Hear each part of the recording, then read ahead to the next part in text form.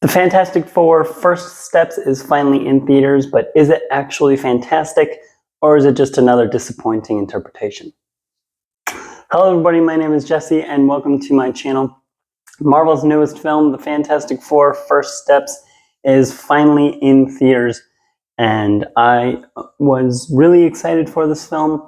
I was pretty disappointed with most of the other Fantastic Four adaptations that we've gotten over the years. And so I was really interested to see what Marvel was going to do with this. All of the trailers looked very interesting. And after seeing it, gotta say, it's fantastic. I really did enjoy this movie a lot. I thought this is easily, without a doubt, the best Fantastic Four movie we have ever gotten. I kind of figured that it would be. And there are a lot of different reasons that I loved this movie, so let's get into it. The first thing that I want to talk about that really made me excited for this movie and that really drew me in when I actually saw it is I absolutely love the world that they established and that they set this movie in. This is a completely standalone film in the MCU. It takes place on a completely different Earth. It is its own little pocket universe, and I love that they did that. It's set in kind of a 60s futuristic world, and I really love that they did that because not only does it make sense because the Fantastic Four came out around that time, but it just allowed Marvel so much creative freedom with this movie, and they were able to create their own rules, make it a completely new vision, and I absolutely loved it. The production design all looked incredible. I loved how it looked like the 60s, but at the same time, it was very futuristic. A lot of like new tech, little gadgets. Herbie, of course, their like robot companion that helps them out. I loved all of that. I thought it was phenomenal. And everything from like the way the credits were designed to Michael Giacchino's score, I'll talk about more of that later, but it all just had that retro vibe that I absolutely loved. This is also the first Fantastic Four movie that truly felt like these characters were a family that cared about each other, and it's not in origin. They give a little bit of a hint at what happened, but similar to what James Gunn did with Superman, Marvel understands that we know these characters' stories. We don't need to see it for a third time, and I'm really glad that they did that. If they had done the whole thing over again, it really would have just been boring. I don't think I would have gotten hooked nearly as quickly, and they give you just enough that you understand the backstory of these particular interpretations of the characters, but they don't go through the whole thing. We're starting right in it. They already have their powers. They say at the very beginning of the film, they've already been established as the Fantastic Four for 4 years now. The people all know who they are. They all love them, and I thought it was great. So like I said, these characters truly do feel like a family that care about each other, and thus it makes it way easier for you to care about them and to root for them to win against Galactus. When it comes to the characters themselves, I thought everybody was absolutely perfectly casted. I know a lot of people had doubts about Pedro Pascal and Joseph Quinn. I thought they completely worked. And Ebon Moss-Backrack was a huge standout for me as the Thing. He felt like he had a lot more to do.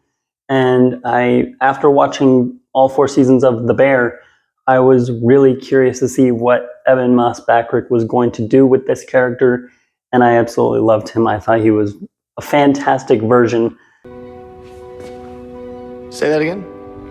And of course, what everybody's been saying, Vanessa Kirby is incredible as Susan Storm. I loved her. She was probably my favorite. If not, it was the Thing. but I really did love Vanessa Kirby in this film. She is the heart and soul of this movie, and it just shows shows very well what she is willing to do as a mother to protect her child, but also to protect the world. These characters aren't willing to sacrifice either or. They're doing their best to protect both sides. And it added a lot more personal stakes, and I loved how they pulled it off. Getting into talking about the big bad of this movie, Galactus, and of course Silver Surfer as well. And I absolutely loved both of them. They were both done perfectly. This is obviously a phenomenal version of these characters. I was really excited to see Galactus as well, and they finally did him justice. They did it right. He is massive. He's intimidating. He actually feels like a threat that is looming over this world. He is coming. These characters need to figure out how to stop him. And Silver Surfer as well is great. It's a different version than we saw in the 2007 Fantastic Four movie, and I thought she was great. Julia Garner does a great job in the role, and I just really liked the way that they did this version of the character. And one last thing that I will mention is the visuals. I loved the visuals in this movie. They all look incredible. I definitely urge you to see this on the biggest screen you can, because there are several space sequences in this film. Like I said, Galactus himself looks great. The way their powers are shown look phenomenal, and just the overall look of this retro world is really, really well done. I think really my only big issue, it wasn't even really a huge issue, it's just more of a personal thing. I do a little bit wish that the ending was a little bit longer, or at least have Galactus come in a little bit sooner, because I did love Galactus as the villain in this movie. I kind of wish that we could have gotten a little bit more screen time with him. It felt like everything was just kind of solved a little bit too quickly. But that's really about it. And the screen time that we did get with Galactus, he still made a huge impact. He was still fantastic. Say that again? I just personally wish we could have gotten a little bit more screen time with him. But that's really about it. Other than that, I absolutely loved this movie. I had a blast with it.